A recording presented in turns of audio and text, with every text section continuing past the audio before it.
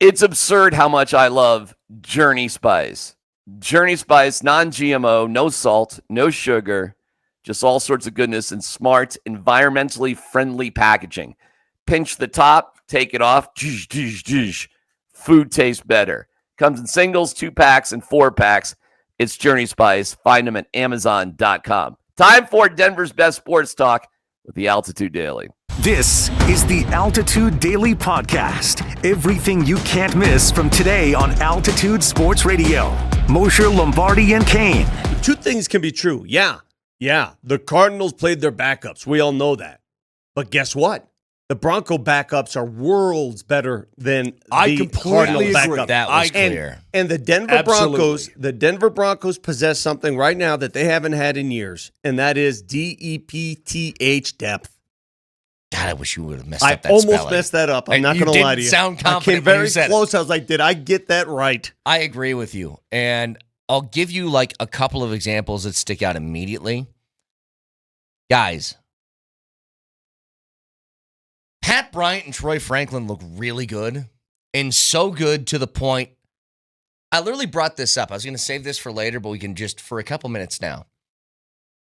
The wide receiver room is set. I feel bad for the Joaquin Davises and the Jerwan Newtons and you know who I really like, actually? Courtney Jackson's fun to watch. He'll be a practice squad guy, I hope so. Assuming that somebody doesn't sign him off the practice squad. Think about what he did. He took a 30-yard reverse, or he took a reverse for 30 yards. He caught a couple of balls. He's contested balls. And he's a really good returner. Like, Courtney Jackson's fun to watch. They have no shot of making the roster because I have never seen a more set 6-man depth chart at wide receiver in my life, except for this. With how good Troy Franklin has looked all camp and now through a couple of games, he was phenomenal in that game. It feels like he got it, right, over the course of the offseason. Something clicked, yeah. And you know what I think that part of that is? I think part of it is just knowing what the damn playbook is and where he's supposed to go. So Troy Franklin makes this jump. Pat Bryant, and I knew... He looks like a 3-year veteran already. Bro, the reason he fell in the draft is because his 40 time wasn't great. Well, neither was Cooper Kupp's and neither was Amon-Ra St. Brown. So and you know what they do? Jerry Rice. And they get open and they catch the football. Neither was Rod Smith's. There's a lot of guys whose 40 times didn't shine, and yet they produce. Have those guys to you looked good enough? If I put this scenario out to you. Sherfield's making this roster no matter what because he's a special teamer along with some athletic ability and some wide receiver ability. Devon Bailey's already 27. Do you almost consider, like, can we flip him for like a 5th or something like that? Take it easy. I'm just asking. You're not getting a 5th for Devon Bailey. 6th, whatever. You just need to calm down a little bit. Whatever. 6th. Something. The Altitude Daily. The Morning Sprint. Jarrett Stidham looks phenomenal as a backup quarterback. That's a guy that, man, could you shop next offseason? If you want to get a little bit cheaper and someone's looking, one of the 4 worst teams in the league in terms of like quarterback rooms. If someone really needs a guy that they go, he could be cheap and maybe he can find a way to get us 8, 9 wins with a really good defense around him. And I know it's probably few and far between in terms of the teams that have the big need for a quarterback and an excellent defense. At this time next year, he might be someone you might be able to shop during the draft or right before to try and get some mid-round pick. He looks good. If the event came up, so let's just throw this into the universe.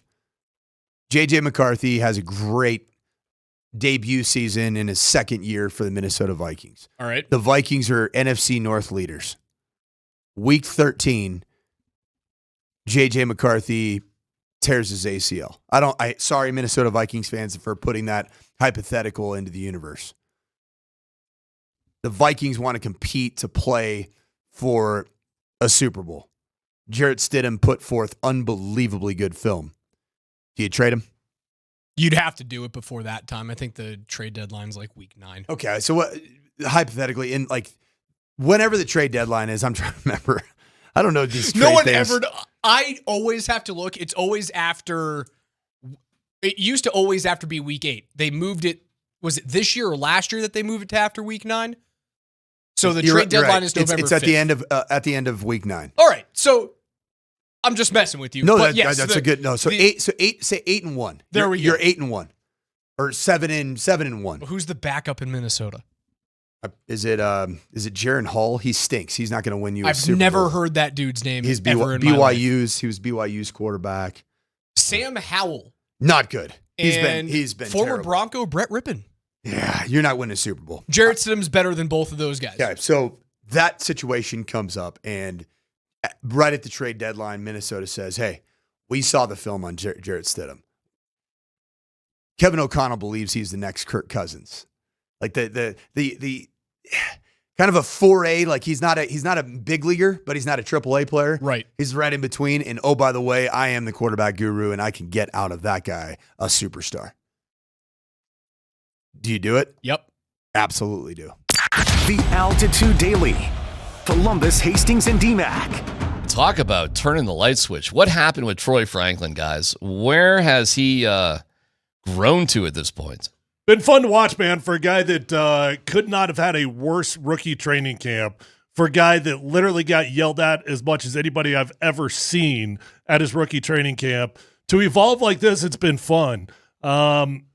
You said at some point earlier in the show that he's a bona fide number 2 on this team. I think he's about a really good argument. And you keep this up, at some point, it's impossible to ignore. I do think that Devon Vele is still your number 2. I think you roll with the guys that you know early on in the season. But, boy, Troy Franklin's been a lot of fun to watch, and I hope he continues this because I do think he brings something else to the table than Devon Vele does. Here is Sean Payton on Troy. Yeah, it's happening, and I'm excited. You know, I think we just got to be smart because he's playing 2 spots. But he's had a really good camp. He's confident, you know, and I've said this a bunch of times. It has to happen on the field, and you guys that have covered this team or any other team, like you see it in the preseason every year. Some players that begin to make some plays, and it carries over. And so that's why these games are important. You know, obviously, it's challenging when you're not going to play your starting group, but when you see growth like that in every year, you know, we don't know who those players are going to be, but he played well tonight. Has he given the coaches something to think about? Yes. Oh, for sure. Let me just say this, because I said during the summer we were talking about this, and everybody was wrecking on the wide receiving core of the Broncos. Remember, Peyton came out and said, I like those guys in that room, so I guess it was right before the draft. And I said, well, what if Franklin develops? What if he takes another step forward like Mims did between his first and second year? Mm-hmm. I think Franklin's done it, and I'm not even sure as a pure wide receiver, Tyler, it isn't even a bigger trajectory than even Mims did, because Mims did have success in special teams his rookie year. I listen, you know what I knew he believes in himself? Last day of camp, do you remember what he wore on his feet? One green, one orange. Yeah, one green, one orange shoe. And that was following the week before. We had the 2 Oregon shoes that you were talking about, the 2 bright neon green. He wore those at the game also. Yeah, and then we had to spat it up, though. But then comes out against Arizona. He's got an orange and a green. I'm like, oh, he's feeling himself right now. Yeah, the wide receiver room, man. I mean, this is where the roster manipulation game gets really fascinating. You would love to only carry 5 wide receivers, but I don't think they have a choice but to carry 6. Yeah, they got to carry all those guys. Now, on game day, you probably only have 5 that are actually active. So who's going to be the healthy scratch every week? That's going to be fascinating. I mean, your conversation for the healthy scratch is Troy Franklin, Pat Bryant, Trent Sherfield, and Devon Vele. The Altitude Daily. Kretman and Lindahl. Let's go deeper onto the roster. The guy that I think is making a good impression on me has been Pat Bryant. I was excited about some of the things that I saw from him, obviously in minicamp in the spring and all that. But to watch him get out there, now again, you know, we'll see what happens when they change the defenses up and things aren't going to necessarily be so vanilla anymore. But I'll say this, Pat Bryant goes out there. You're not putting corner number 2 on him, at least early in the year, right? This guy is showing he can separate. He gets open. He seems to catch everything. Has he had a drop? I don't think he's had a drop. No, he's looked great. I mean, he's been super reliable. And I think I imagine they're going to stick with the kind of offense they had a year ago, at least for the most part. They'll add some layers. But his ability to get open fast, I think, is going to be such a value to Bo. I'm excited to see what he brings early on. Yeah, no, I absolutely agree. I think that he has looked fantastic thus far. He really popped off the screen the other night, getting an opportunity to mostly be out there with the ones, but he looked really good. Final numbers for Pat Bryant in that victory the other night against the Arizona Cardinals, 4 catches for 70 yards. It felt like he was making a big play every single time out. Right after the 58-yarder to Evan Engram, I think he had a 29-yarder on the very next play, and boom, set up R.J. Harvey for an 8-yard touchdown. But Bryant has just been consistently open. Again, like is Pat Bryant going to stretch the field? Is he going to burn anybody? No, I don't really think so. But we talked about it with Jeff Legwold before. Like the idea, and especially in a Denver Broncos Bo Nix offense, is get open quickly. Get open quickly, and he will get you the ball because the ball needs to be out quickly in this offense, and it needs to be out quickly to receivers that are open near the line of scrimmage. And I think Pat Bryant is going to consistently be that player. Tell you what, another guy that's finding his groove, and you asked Jeff Legwold about him, Troy Franklin, staying with the receivers. And with the way Stiddy's played, it's easy to talk about the receivers too because he's certainly put them into a highlight. I almost wondered when I saw the Stidham pass, and he did a great job of holding the safeties to the right side of the field before throwing to Troy Franklin on the left. And because for a second I was like, oh, that safety's going to blow him up. But then you got the replay look, and that safety wasn't even close, in part because Stiddy stared down the right side before going over there. I wonder if that was the play that Sean intended on the famous, or now infamous, yelling match on the sideline between Bo and Sean, because it looked like an awfully similar route to what they were trying to do that day. You've been listening to the Altitude Daily.